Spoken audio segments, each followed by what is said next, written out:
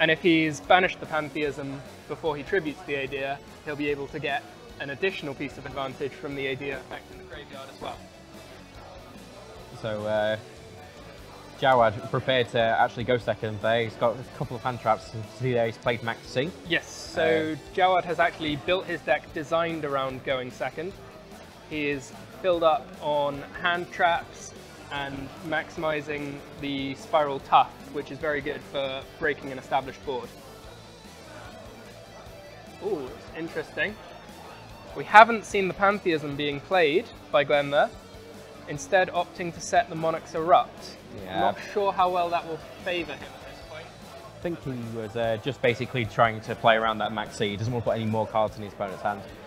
Especially in a very Spiral heavy format, you don't want to give them any more advantage than they already have. That's true, but Pantheism wouldn't be giving any cards to Max C as it doesn't special summon. Oh, So I'm why did concerned. I say that? I was thinking it was another card. And the trap that he's set, I believe, requires a tribute summoned monster on the field to be able to do anything. Let me just have a check for you. It's the Monarchs Erupt. Oh, I could be mistaken. I think it might just destroy itself at the end of the turn if there are no tribute summoned monsters. So he might still be able to get one turn of use out of it. But as we've just seen, he's not going to be drawing into a tribute monster for his next turn. So unless he finds something soon, he'll be in a very awkward position.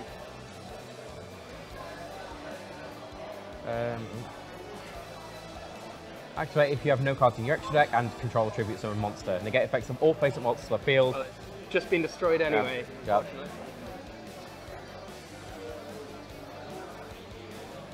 I think he may be finding himself on the losing end of this game very shortly. And it's a tradition that we always, whoever won the previous event, we always make sure that they're the first feature going into it.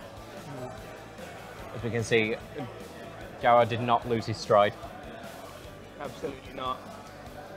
I'm not sure that Glenn perhaps gave himself the best chance of success here, opting not to play the Pantheism of the Monarchs, but you don't always see it in the heat of the moment, and he might have had his eyes set on some other plays.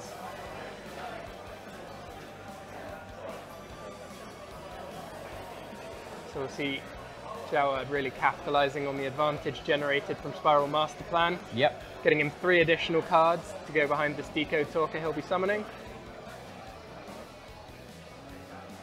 And there it is.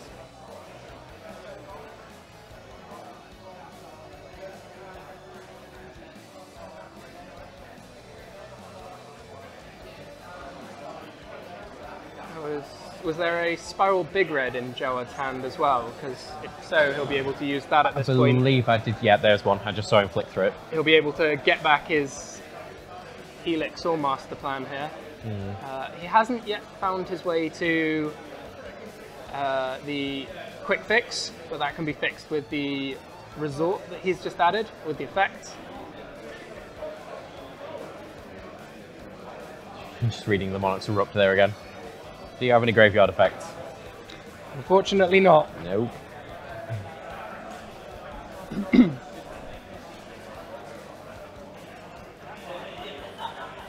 You got to admit, it's a little bit of ingenuity on Glenn's part to look at the Monarch engine and go, this would go really well with God cards.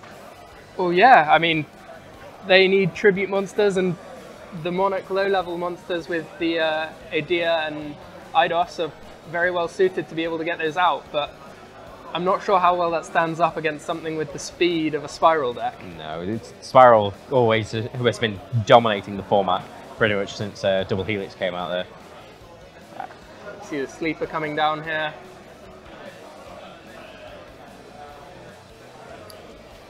And with the Last Resort equipped, it will be able to destroy 2 cards on the field every turn for no cost.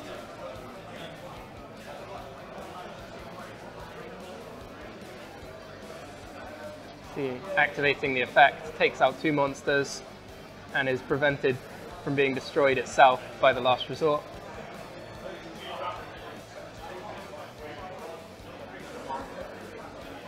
There's Big Red.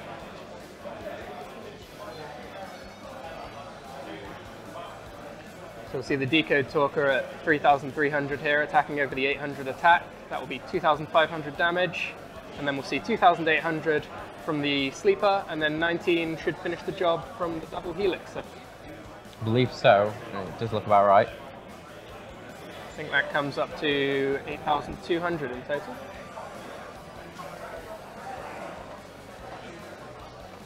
Just making sure they're... Although maybe not quite. Must have been mistaken somewhere. I was under the impression.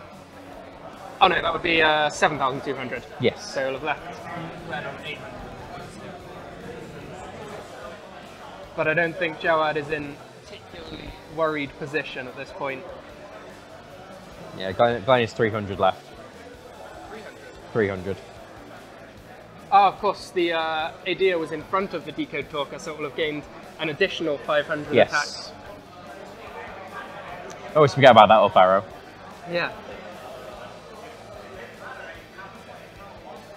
Yeah, it's now generally advisable not to summon in front of an empty extra deck zone, as you can suffer that extra attack boost and take more damage than you needed to.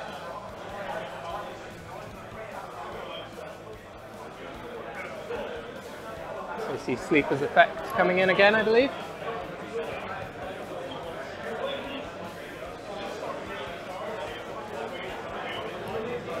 And a normal summon of a second Eidos.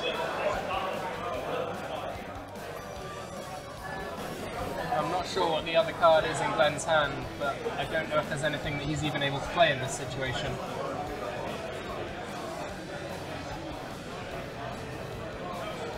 Just sets his Pantheism and ends the turn there.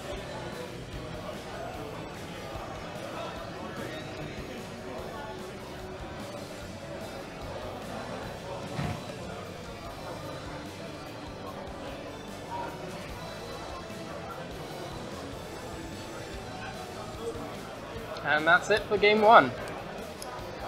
So Spiral's taking it swiftly. No, Jawad taking game one there. Now, we side decking for game two. Let's talk about Jawad's side deck first. So Jawad has Chaos Hunters, which could be quite interesting for shutting down Eidos Effect Engrave or Pantheism. We have Twin Twisters that could take out the Domain of the Monarchs if we see it in game two. We have that lovely Ghost Streak Jack Frost that we heard so much about in Melbourne. Yes, but I don't expect that one to be coming in for this match, as it's typically for the Spiral Mirror. I know, it's just cute. Yes, I'm sure we'll be seeing more of it later. Now, Glenn here, I don't think we'll see so much side deck action from, as his deck list here has no cards inside or extra. Yeah.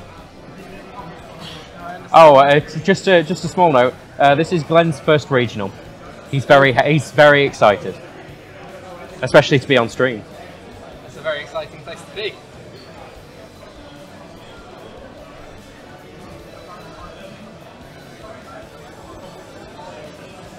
So, naturally, the Domain of the Monarchs and the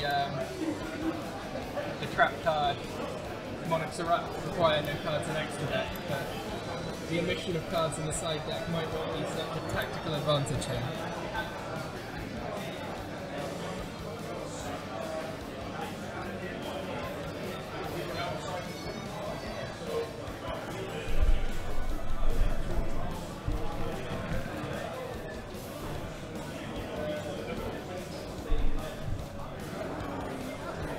You can see the players shuffling up, ready to start game two.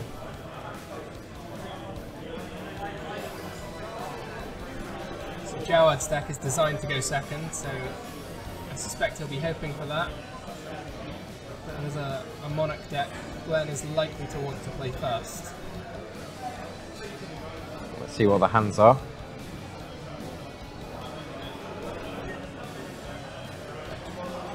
Just taking photos there.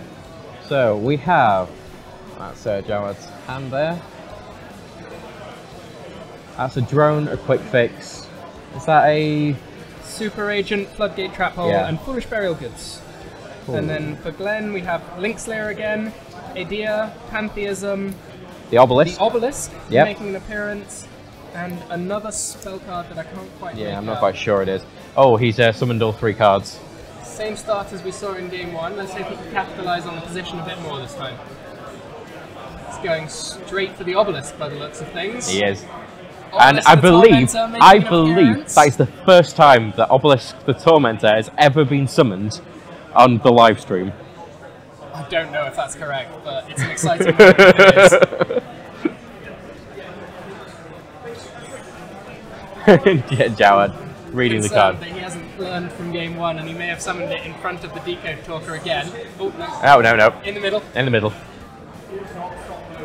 So, Obelisk cannot be targeted by card effects, and has an additional effect that's able to destroy all monsters the opponent controls by tributing 2 allied creatures. So, we may see that coming down later with the graveyard loaded up with Eidos and Adia. Will supply good fuel for that if it's needed. At this point, there's something to be considered for how many ways does Jawad actually have to deal with something like Obelisk. He may need to find his way into Ningirsu as non-targeting removal, because I'm not sure there's much else here we'll get around. Oh no, of course we have the Spiral Gear drone that could simply boost something up to have more attack points. Yep. But if Glenn keeps his board clear, it'll be difficult to get anything high enough. Let's see what else Glenn had in his hand there.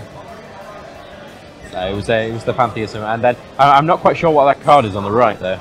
Well, if we have a look onto his deck lists, it could be Card Advance. That's not a card I'm familiar with, so I wouldn't necessarily recognise the artwork.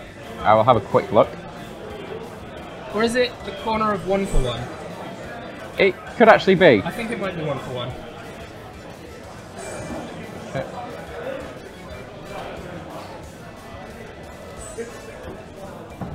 Yes, that is 1 for 1. It's just the corner of it. Which, of course, he didn't need to activate that turn because he already had the idea in his hand. Oh.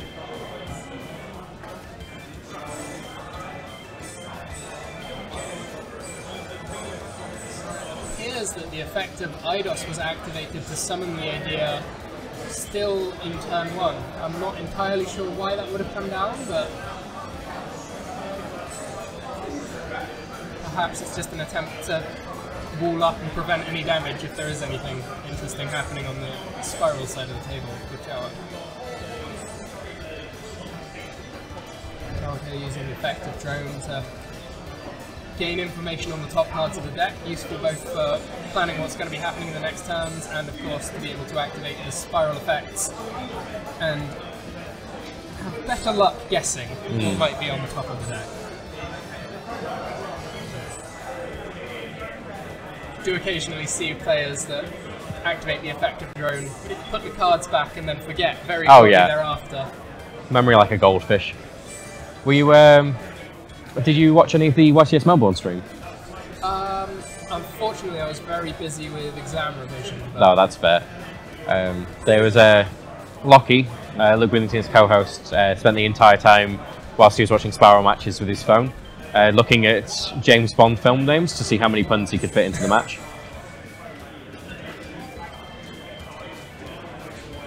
I suppose there are quite a few James Bond puns that you could fit around a Spiral deck, and I'm sure we will be seeing a lot of Spiral decks over the course of the day. Most definitely. Actually, if you just pass me that piece of paper over there, I believe our deck check has just over. Thank you very much there to Will Lucas. Spiral, we currently have 63 Spiral decks in contention. Pendulum Magician 46, then Trickstar 35 with 35. There's also a note that's been crossed out in the top hand corner which says total 776. 276. So sorry, 276, not 277 like Ben said, the shame, and then another one saying there was a late entry lol.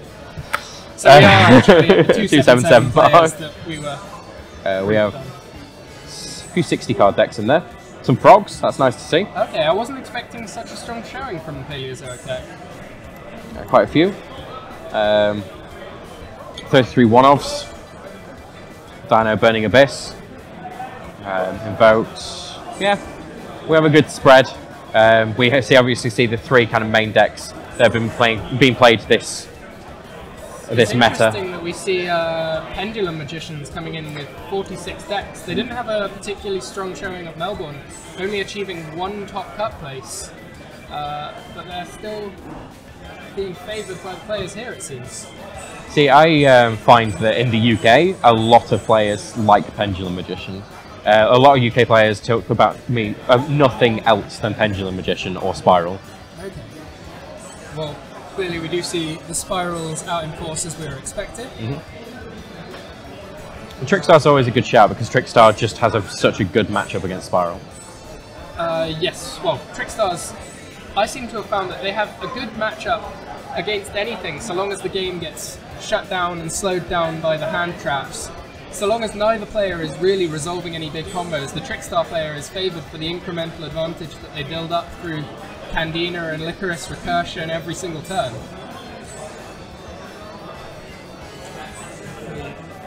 Look back to the feature match here, we'll see Jawad making his Spiral combos again.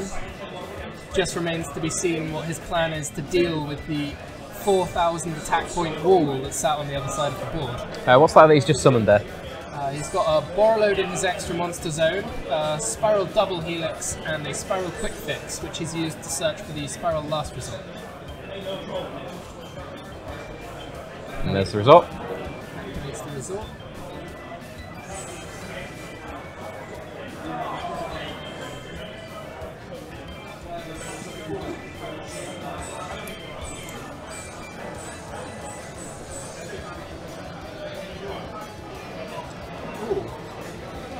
Spiral Tufts effect. Does that target? I will check for you. It does. I'm pretty sure it does as well.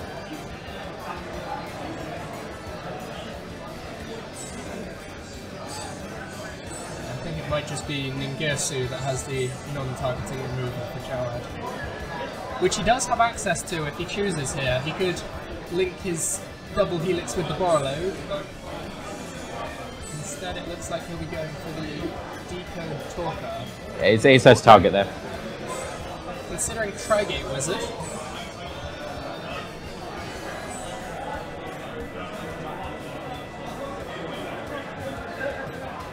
well, Gaia Saber. Okay.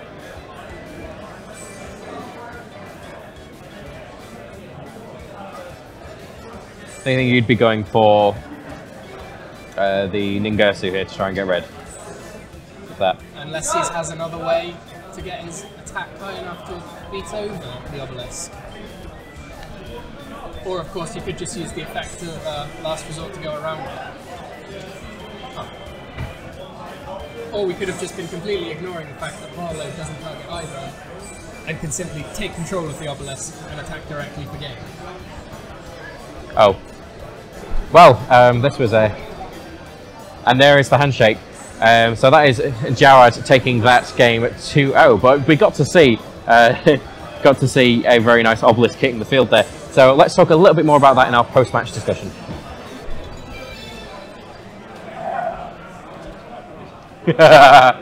Yeah, we obelisk hit the field. That was nice. That was nice for a bit.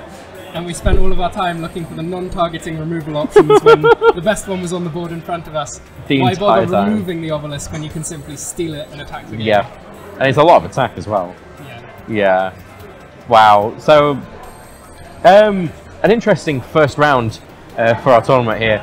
Not sure how representative it's going to be of the rest of the day, but we do have. Well, we did see obelisk swinging for a game, and I don't imagine that we'll see much more of that. No, not at all.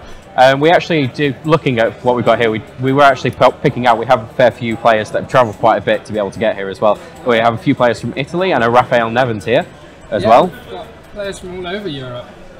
Jake Quincy has come back from Melbourne, as you probably saw him on the stream there, back last weekend. Was it last weekend? Yeah, it was. It all blurred into one for me. I've been on a plane for most of it. A very long journey. I think he was saying that it took him 27 hours. Yeah, it's over here, and he only booked the trip 2 days ago. Yeah, he just decided that he wasn't doing anything this weekend, so he'd just fly over. That's very cool. So I think there's not much to say about that match, to be honest with you. Yeah. We do have a lot of time left in the round, so we will bring Jawad on for a quick interview, just to have a chat about what went on there, and, well, to be honest with you, kind of a catch-up, because it'd be nice to see exactly what he's been doing since the last UK Open. So we will be right back with an interview.